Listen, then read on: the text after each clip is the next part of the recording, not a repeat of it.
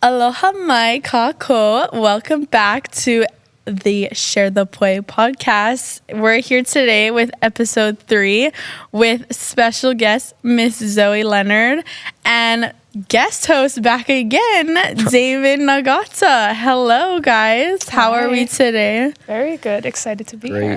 Thanks for being here. What about you, Damon? Terrific. Effervescent. Okay. So, Miss Zoe, can you tell us a little bit about yourself, what school you went to, high school and post-high, where you grew up, and just what your family and community were like? Perfect. Aloha mai kako. My name is Miss Zoe. I'm one of the higher education transition specialists at Kamehameha Schools, Hawaiʻi, working with our young alumni, and I'm also the head volleyball coach for our girls volleyball team here. I'm born and raised in Hilo, spent my whole life here. I'm a Kamehameha Schools Hawaiʻi very proud alum, class of 2015. I was a part of the very first kindergarten class that was physically on this campus in Kea'au, so went from K to 12 here in Kea'au. And I went to college at Dartmouth College. I worked there for about a year after graduation and then moved back home. And a few years later started working here at Kamehameha.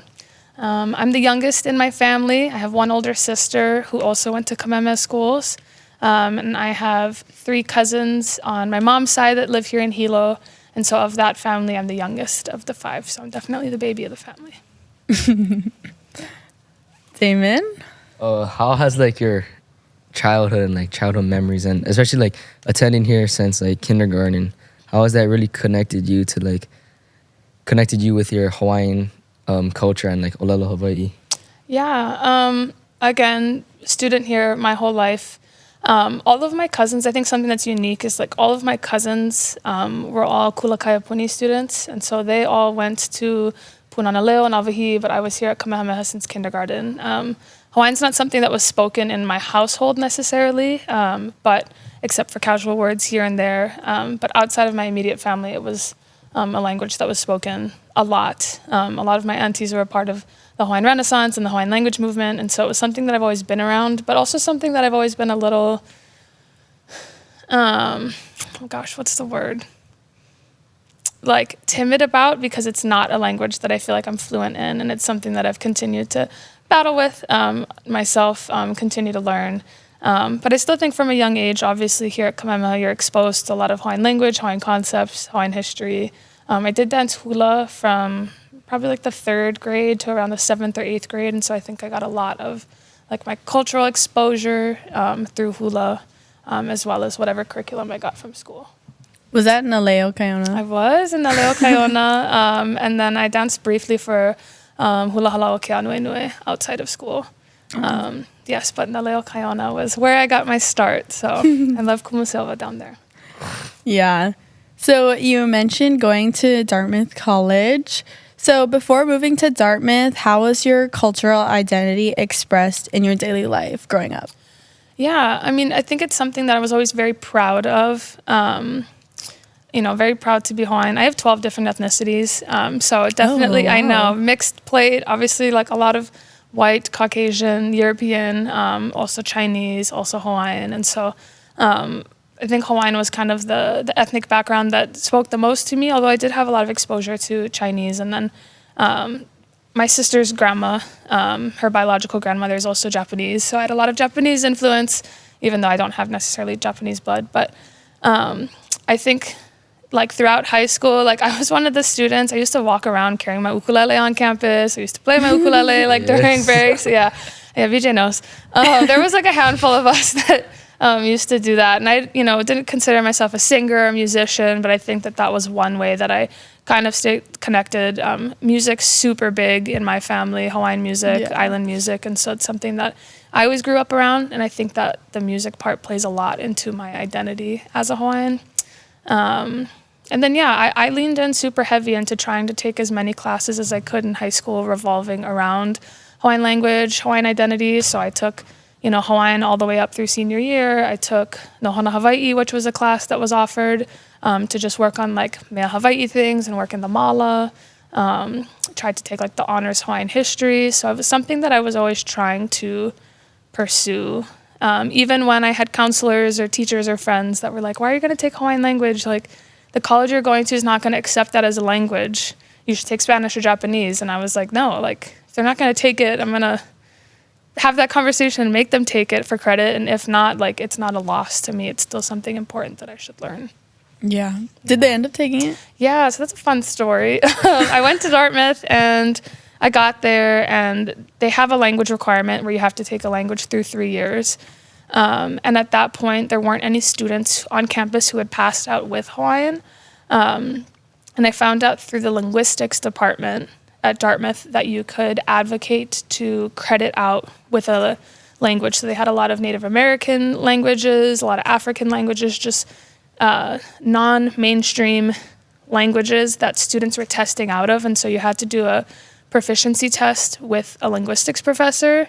Long story short, I passed out with Hawaiian, so I didn't have to take a language at Dartmouth, and I was the first student there to do that. And within the next 3 years, there were about another 15 students that passed out with Hawaiian there. So you started the trend. Yeah. I think, unfortunately, they've kind of backtracked on that path. I recently saw like an update on the verbiage for the language requirement, so I don't know that current students there have the same opportunity. But when I was there, I was the first student to do it in that group, and then we had a bunch that passed out.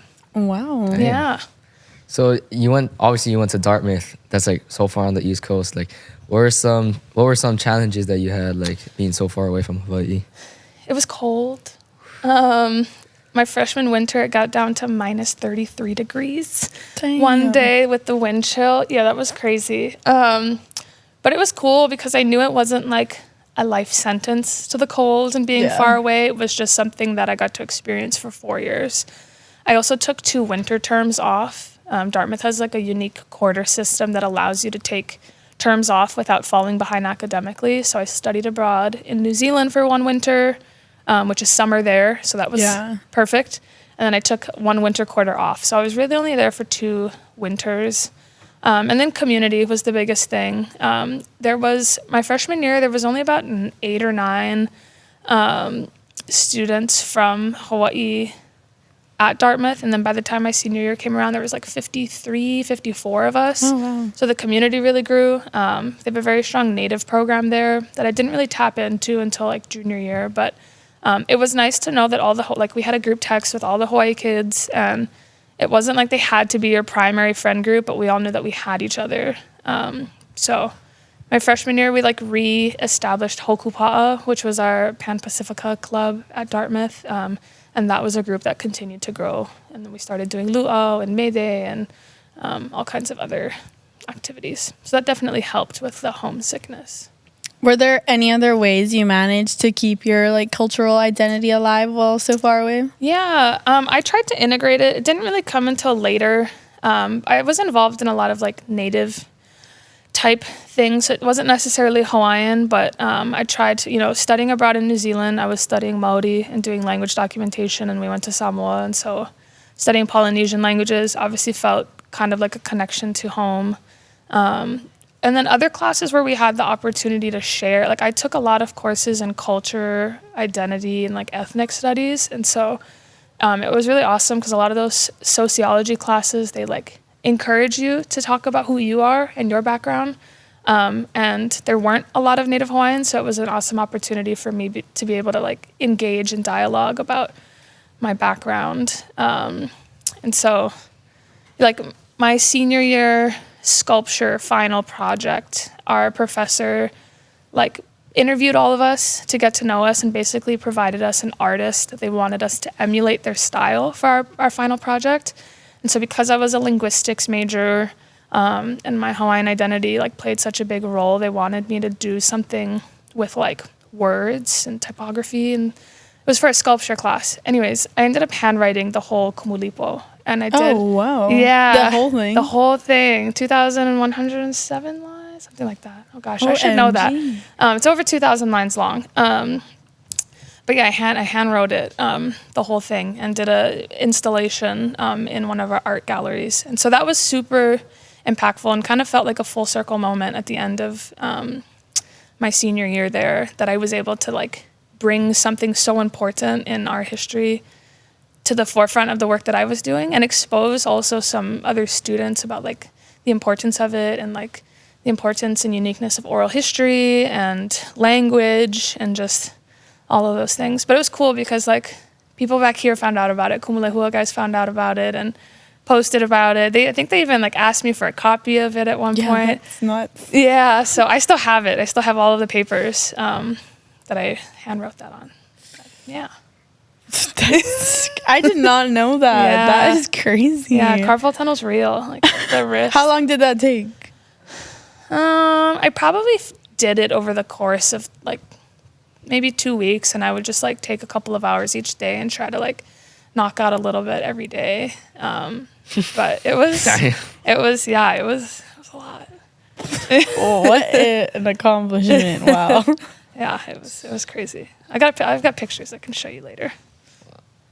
So like while you're in Dartmouth or like away from like Hawaii, was there any like traditions or like practices that like you kind of like really missed in particular?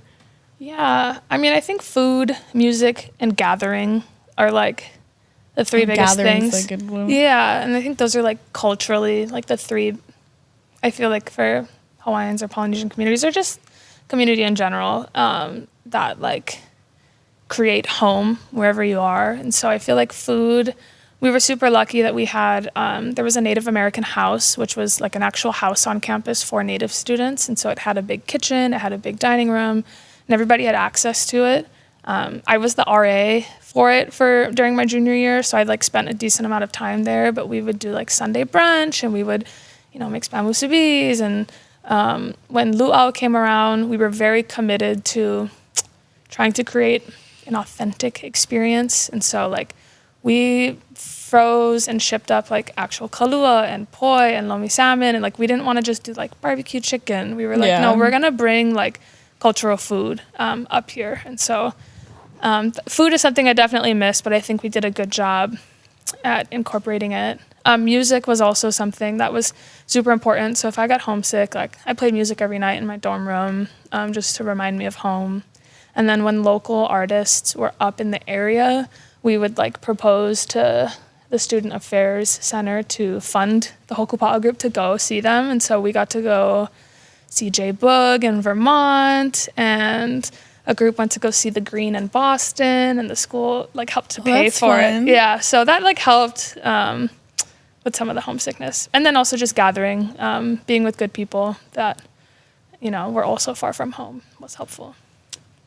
So did being away from home like shift or your understanding or like your appreciation for your community? Definitely. I mean, I was somebody that knew when I graduated high school that I wanted to leave, but I knew I always wanted to come back.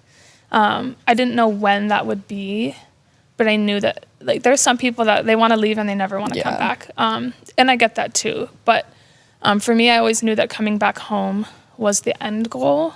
I think going away definitely made me a lot more appreciative of where I came from. I mean, I just would get so nostalgic and so overwhelmed and grateful, like flying in. I would always like book the window seat on the right side of the plane on the inner island flight so that I could fly over the Hamakua coast and like see the whole coastline. And I would get emotional every time, like just flying home and seeing it and just seeing how much land there is, and like flying over Hamakua and there's not many buildings. And I'm just like how lucky am I that this is where I get to go back home to. And I definitely felt a lot more gratitude for like the space and the land, and then also the people. And I think that was some getting used to, was just the difference in community back home and being away. But I feel so grateful, like most of my family all live on this island, and so coming back home also meant that I got to come back to family. Yeah. Damn, that's pretty cool. How did like the transition from like going from Hawaii all the way to like the East Coast and then coming back, like how did that transition, and like especially coming back to like Kamehameha Schools, like how was that transition, like how did you feel during all that? I think one of the things coming back home, so I worked, I was an employee at Dartmouth for a year after I graduated. So I was an academic advisor in the athletic department for a year, and then I was an assistant coach with the women's volleyball program up there. And then I came back home during COVID. Everything was locked down. So that was just an interesting transitional time, period, for everybody in the world. But I think I initially worked in Congress. So when I first came back home, I was working for Congressman Kamehameha in District 2. And I was a caseworker. And that was my first job back home. And I think it was just like refreshing because I didn't have to explain to anybody things. Like that's one difference when you go away having to explain. And I don't mind helping to educate people, about like where I come from or the language or mannerisms or, pidgin or whatever it is. So it's coming back home. It's like I didn't have to explain those little things anymore in the workplace. And so I think that was definitely a difference. I think going away, you're exposed to a lot more diversity, different ways of thinking, attitudes, perceptions, whatever it might be. And good or bad, it's just different. Sometimes I miss like being exposed to people who have no idea what's going on here and just like getting to engage in those conversations. But other times it's tiring to have to keep explaining things. So yeah, I think the transition back home was easy for me. I mean, I miss my friends from college and from when I was working up at Dartmouth. Most of them still live in the Boston area. So I try to get back and visit, but I'm happy to be home. And I wouldn't take it any other way. So, yeah. Were you able to visit them during the East Coast tour? I saw a few friends when we visited Dartmouth, but that was like a fever dream because we were on campus for like 3.5 hours. And it was just, I couldn't believe I was there with all of you. And there were so many people I wanted to see, but we did not have time. And then I got to go to FOCO and eat the food, which was what I was most looking forward to, those FOCO cookies. Yeah, I got to see a couple of friends. My best friend from college lives in Boston, so I got to see him once while we were there. But yeah, those trips are so busy. So I try to go back at least once a year. So how has working at Kamehameha Schools helped you to continue to grow and like develop your cultural identity? Yeah, I mean, I feel very grateful, one, getting to work with students like you all who, like, I feel like a lot of, reminds me of myself and my own journey. And so I think, one, just getting to work with the youth, like, innately, that is the future of the Lahui. And so it's all ingrained. Like, whether or not you feel like, oh, I have to be studying language or history and that's the only thing that makes it Hawaiian, like, that's not true. Like, just, we are Hawaiian, we live in Hawaii, and we have a kuleana here. All of that's connected. I mean, professionally, I think the school does a good job with the staff in providing opportunities to learn and reconnect. And I try to engage in as many of those opportunities as possible. So last summer, I got to go with a group of kumu, and we spent 3 days in Kohala and Kona. And I learned more, I feel like, about Hawaiian history in those 3 days than I did like in my whole lifetime. And so I try to take advantage of opportunities like that when the school offers them. So you mentioned becoming the girls' head volleyball coach at Kamehameha. Mm-hmm. So how has coaching helped you like connect athletics and culture like within the volleyball community? Yeah, I was coaching at Hilo prior to that as well for 5 seasons, I think.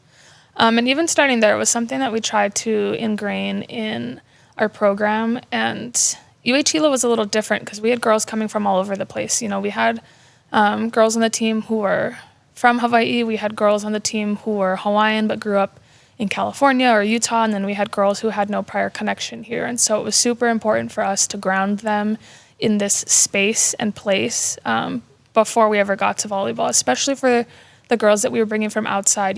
This is such a special community, and we didn't want to bring, people in that we didn't think would be respectful of the place or understanding or want to learn more. And so we would try to integrate different team activities. Like we took them out paddling, and we took them, sightseeing, and took them up to Kilauea, and, did our best to educate with the time that we had.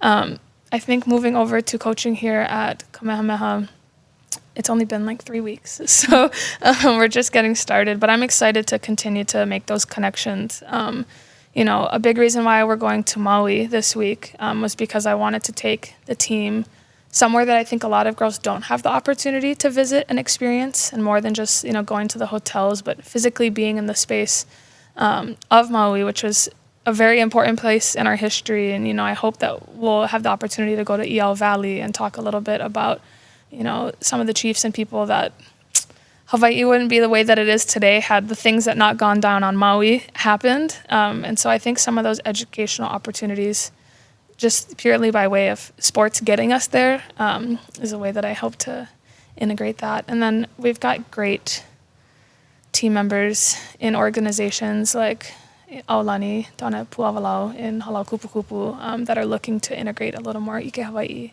into our athletics. So I look forward to that partnership and those future opportunities. Yeah, so like I know you mentioned like you hope to go to like Iao Valley and like the educational part or side of like coaching and stuff. But like what other ways do you use your platform as the coach to like preach like Hawaiian values and like traditions, you know? Yeah, I mean, I think at the end of the day, being a Kamehameha Schools student, you know, we talk about representing ourselves, our family, and our school, and all of the values that come with that. You know, for us, we talked a little bit about legacy in the beginning of the year. We talked about who we bring with us, and like, for me, like mo'okuauhau and who you come from and who you are important with whatever you do in life. And so whether or not you see that direct connection in the gym with a teenager, you know, I know that you may not get that at first, but I think down the road you have an appreciation for it. Something that I didn't, you know, when I was in high school, really understand. Why are we talking about my family at volleyball? Or why are we talking about like this Hawaiian value? But now that I'm a little bit older, I'm like, oh, I get it now. And just having that foundation, I think really helped me be a strong, independent young woman. And I think that that's something that I hope our athletes will gain. So I look forward to integrating it more. It's only been a couple of weeks, but check back in later. Yep. So for young Hawaiians who may also decide to move away for whether it's school or athletics, what advice do you have for staying connected with their culture, language, and community? Yeah, I think a lot of it's trial and error and figuring out what works for you.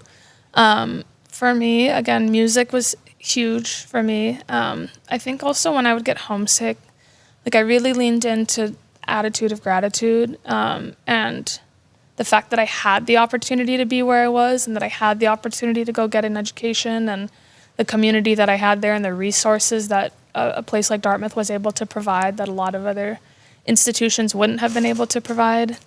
But I think just like going into these spaces, knowing that only you can tell your story and your story is valid and your story matters, and it's your story to tell. I think I didn't have that kind of confidence as a freshman in college. But then when I was a sophomore and I studied abroad, and then the Kumulipo example I shared earlier, I think I got to a place where I was like, no, this is an important story to tell because I say it's important and it's important to me. And nobody can take that away from you. And so I think going into these spaces knowing that, yes, you might run into people who might generalize or stereotype or have a preconception of like what being Hawaiian means. I have so many friends from Dartmouth that I'd be like, oh, I'm from Hawaii. And they'll be like, oh, I have a timeshare on Maui. And I'm like, cool. Like, what do you want me to do with that? I've never been to Maui at that point. And I think like knowing that you might run into those things, but don't shut down about it. Like it's an opportunity to educate should you feel that you want to educate somebody.